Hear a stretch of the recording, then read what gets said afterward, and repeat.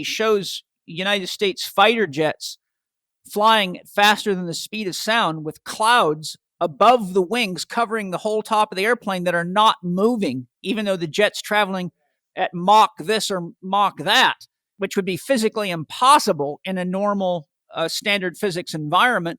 He also shows a U.S. drone, a military drone, with a cloud surrounding it the shape of an egg. And even though the thing's flying at over 100 miles an hour, the cloud's staying perfectly intact in the shape of an egg. And he describes how scalar energies will do that because of the fact that it's out of time. Yes. You'll see that phenomenon frequently around volcanoes and even fault lines. Now, what am I getting at? Sometimes Mount Shasta, which is a dormant volcano, but nonetheless, many volcanoes have an upwelling of scalar energy.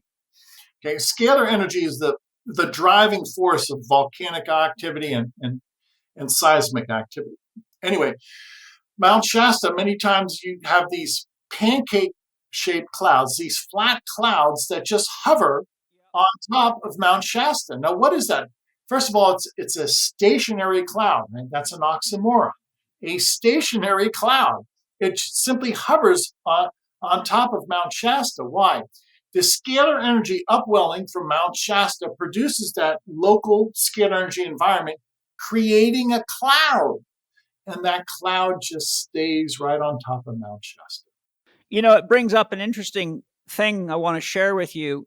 I read a book called When God Was a Woman by Merlin Stone, which is a phenomenal book. It shows the history of the transition out of the matriarchal cultures into the patriarchal cultures and how the Levites and the Christians basically wiped out the matriarchal societies. But she talks a lot about volcanoes and shows that the name Yahweh actually means ever-flowing in Sanskrit, and suggests that because they were having all these powerful experiences, like there must be at least 100 references to sacred mountains and people going to various mountains to have conversations with God, and almost all of them were volcanic mountains.